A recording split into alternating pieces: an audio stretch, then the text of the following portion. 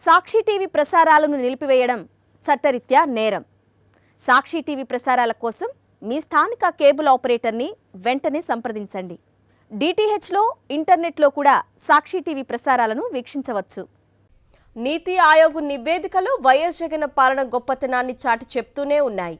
ఇప్పటికే అనేక మార్లు వైఎస్ జగన్ పాలనలో వివిధ రంగాల్లో సాధించిన విప్లవాత్మక విజయాలను ప్రస్తావించిన నీతి ఆయోగ్ ఈసారి ఉపాధి కల్పన గురించి వివరించింది.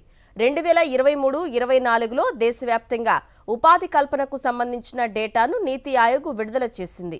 వైఎస్ఆర్సీపీ హయాంలో ఉపాధి కల్పనలో గణనీయమైన వృద్ధి రేటును నమోదయ్యిందని వెల్లడించింది.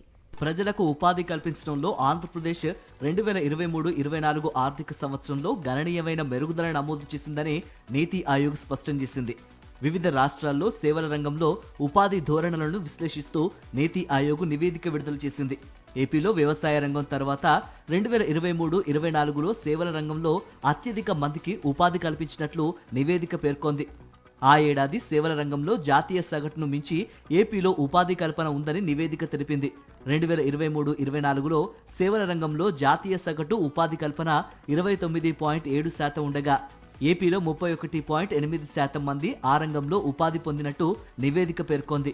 2011-12లో సేవల రంగంలో 27.7% ఉపాధి కల్పిస్తే 2023-24లో ఏపీలోని సేవల రంగంలో 78 లక్షల మంది ఉపాధి పొందడంతో ఆ వాటా 31.8%కి పెరిగినట్టు నివేదిక స్పష్టం చేసింది. 2011-12లో మహారాష్ట్ర సేవల రంగంలో ఉపాధి కల్పనలో టాప్లో ఉంది.